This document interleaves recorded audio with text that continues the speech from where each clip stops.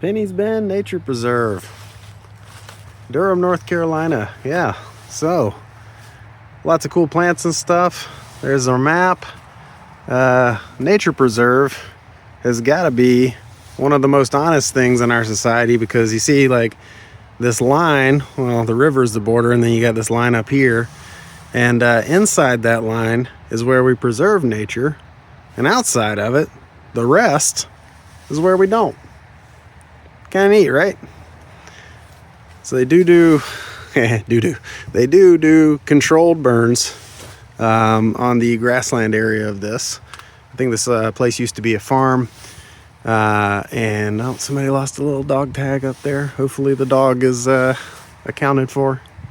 But yeah, that's really cool space, really awesome feature. There's a little blowing rock right up there, so I'm gonna try to make it up to there. Can't quite tell, honestly, if that's a man-made dam or if that's a beaver dam. Looks like it could be just like a rock dam with some logs and stuff stuck on it. Guess it could also be a beaver dam. Guess one way to tell is just keep your eye out for signs of beavers in this area and just upstream. Little gnawed stumps and whatnot. We got a couple of girthy ones. Some big boys here. Got a fairly big, not nearly as big as they can get, sycamore there. The bark down below is sort of this mottled flaky thing, and then up top becomes smooth gray with this like mottled camouflage thing going on. A lot of the branches on this one are kind of snapped off up there. I wonder if he's not doing too well. I used to think that these were, and a lot of people I think that these are in the maple family, because look at it. I mean, that looks like a maple, right? But it's not. It's nowhere near related to maples. This is actually in a completely different order of plants. This is in the Proteales, which contains the Protea family, or Proteaceae family, the Protea genus. Mostly it is an order that is mostly found in the southern hemisphere. So it's kind of rare to find a member of that up here. American sycamore, not a maple. And then over here, got this chonker of a grapevine, Vitis genus. That's probably muscadine grapes. It's probably Vitis rotundifolia. Just absolutely massive, though. Kind of clinging into the top of that in a lazy kind of draped sort of way. But yeah, big boys. Oh yeah, we got the beeves totally gnawed on by a beaver. We're not far from that dam that we saw earlier, so I'm assuming that that's probably a beaver dam. I can still sort of hear the water running over it in the distance, but yeah, gnawed on by beeves. They gnawed it down and took it, shoved it somewhere. That's what they do. They gnaw and they shove. It's a very nice, clean place. In general, we got some plastic here and there stuck in the trees, but that's all from the flood. I mean, this river flows just through the north side of town, through some fairly densely populated areas. Although it's very nice. It's pretty much a park. I'd say probably 70 or 80% of its way. Various parks, huge state park, and then a city park. But it goes through Hillsborough town, just north of Durham, northwest of Durham. And in general, yeah, not too much sign of human, except for the good kind, which is very nice. You know, people, other than the poop bag where they, you know, put the poop in the bag and then drop it by the side of the trail and then swear that they never forget them as they forget them and don't remember forgetting them.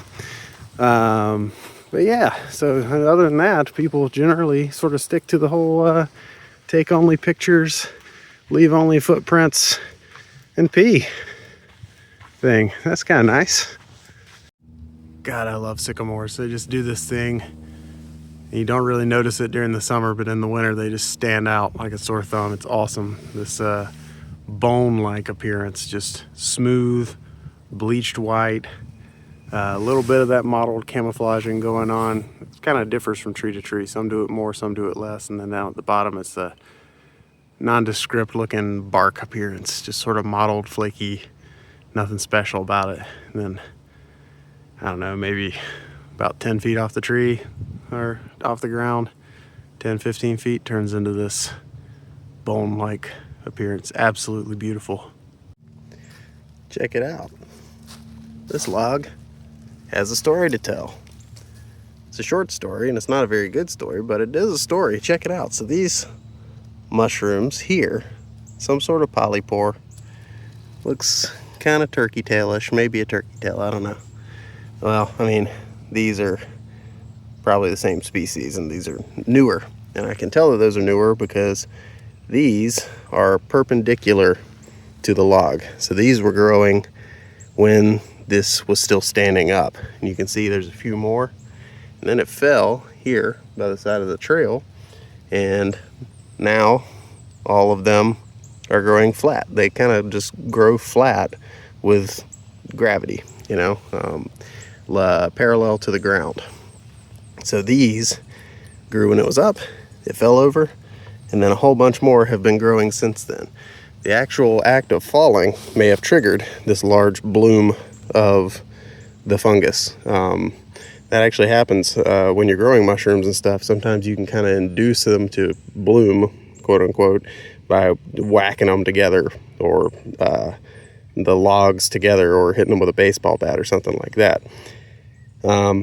Makes sense evolutionarily, you know, if the thing's standing up and you've colonized it, you kind of own it, and you know it's going to be there for a little while at least. But then when it falls over, smashes into the ground, the whole thing gets jostled. That could be a very good signal that you need to go ahead and make as many spores as you can, because you're not on the ground now. Things have changed.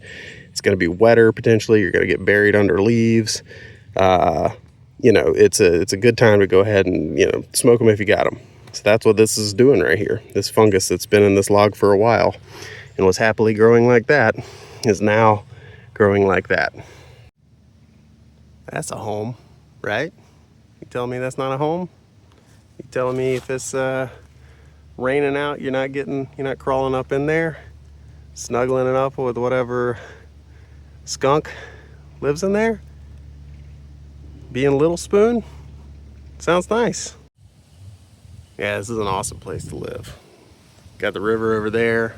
Got this big knobby boulder outcrop here.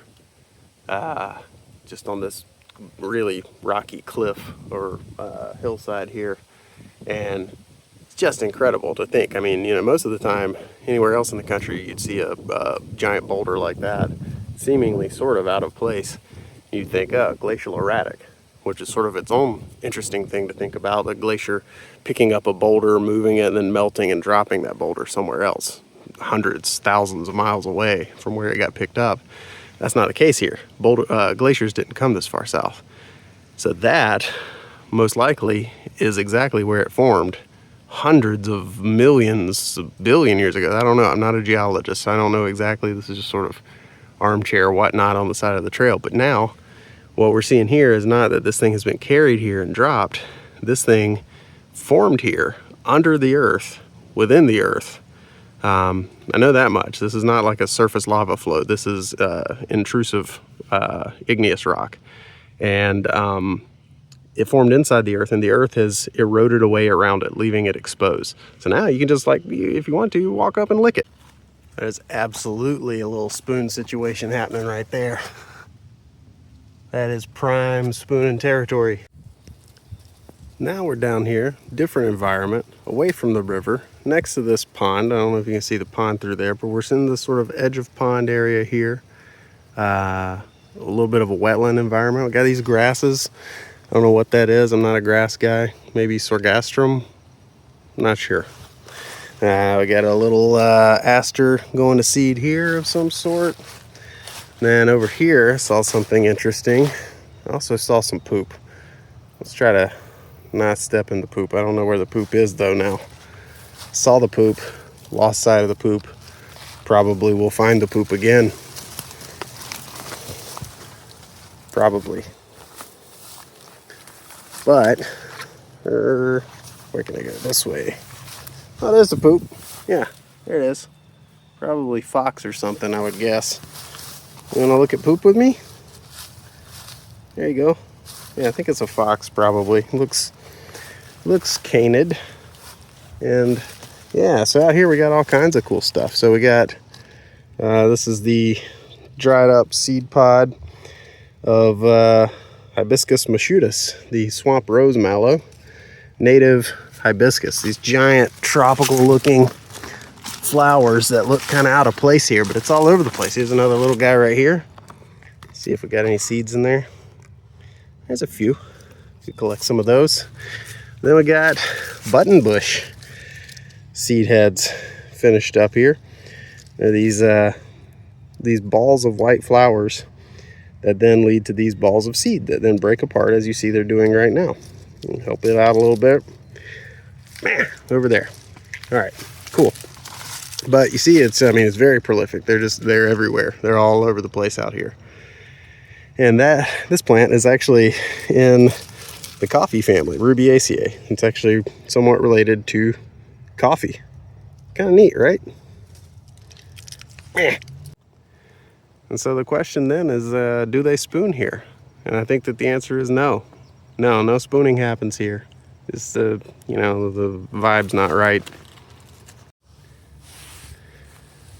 Yeah, just following up on my video about pappus and the plants using that as a seed dispersal mechanism. Here's another group of plants that does it. This is something, I can't identify it exactly right now, but these little split open follicles releasing these seeds. This is something in the milkweed family. And you can see those little brown seeds, each one with this enormous plume of pappus, ready to just kind of go crazy out there. Oh, well, there we go. My hands were too sticky. You ever just try to touch the pappus with sticky hands? I have. You just witnessed it.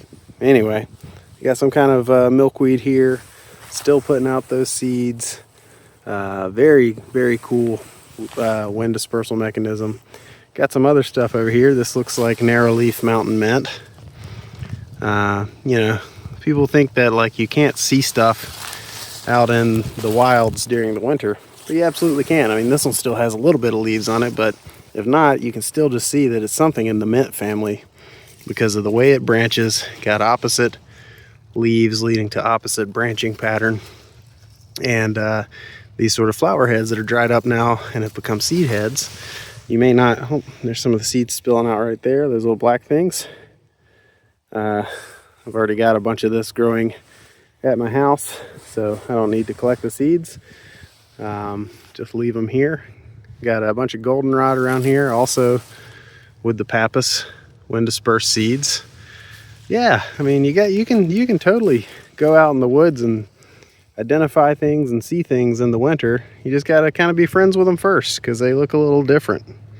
And if you don't know them to begin with, you're definitely not going to recognize them in winter.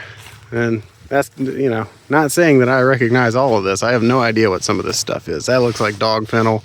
That's some type of goldenrod, some kind of milkweed relative. Narrowleaf mountain mint, I know that one exactly. Another big plume of it over there. That's the one we were just touching. But yeah, so, horse nettle. It's in the tomato family, Solanaceae. Crazy thorn plant. Thorns on the stems, thorns on the underside of the leaves, thorns everywhere, poisonous fruit. It doesn't like you, it doesn't like me, it doesn't like life. It just wants to be left alone. Yeah, really cool. Love these meadow environments when they're properly maintained. And if we weren't around, they would be properly maintained by the occasional lightning strike or something like that. But now we have to actually put effort in and burn them every so often ourselves, because we have done such a good job of keeping everything from burning for centuries on this continent. And it's kind of messed things up. Nature in the winter is kind of like jazz, It's they always say, with jazz, it's about the space between the notes. It's what's between the notes. Well, sometimes in winter, it's the lack of things that make certain things pop out. The staghorn sumac, these red fruiting structures are on them while they have leaves, but they don't stand out as much as just this. Isn't this gorgeous? I mean, this is just this bright pop of red standing out in this sort of beige golden brown of the grasslands around it. Anacardiaceae, same family as cashews and mangoes and all that good stuff. Yeah, just so good, so beautiful. And it's edible too. You can make like the outside of the berries is a little bit sour. Probably not at this point, it's probably all been washed away. Yeah, now it's just fuzzy. Just feels like a little velvet thing in my mouth. I'm gonna spit that out. Okay, so to rank Penny's Bend, as far as wild goes, I think we're gonna, well, I mean, it's near a major metropolitan area or a mid-sized metropolitan area, so you hear cars kind of all the time, but it is small, but packs like a ton of different biomes into that. You have grasslands, you have really steep rocky cliffs, you got a cool rocky geological feature. You got the river, you got a little pond area. Yeah, so I mean, it's fairly wild for where it is. I think, and they do the controlled burns. So I think I'm gonna give it, let's give it a 6 for wild. And for weird, let's see. It's not that weird, honestly. You know, Little Blowing Rock is pretty cool. It's a natural feature, but it's a weird natural feature for that area. And just the big loop in the river kind of gets you turned around if you do the whole thing. You kind of go around the peninsula and it kind of gets you turned around in your head. It's kind of cool. There's a big horse trailer sort of rusting away in the woods, and it has the word dude on the side of it, which is pretty cool. So let's give it 3-ish, 4-ish, split the difference. Let's go there. So yeah, Penny's Bend, right about there. So Penny's Bend scores a 21. So that's pretty cool. 3.5 times 6, 21. And since this is the first trail review on the leaderboard, Penny's Bend is in first place. It's also in last place. So we're gonna do a few more of these, guys.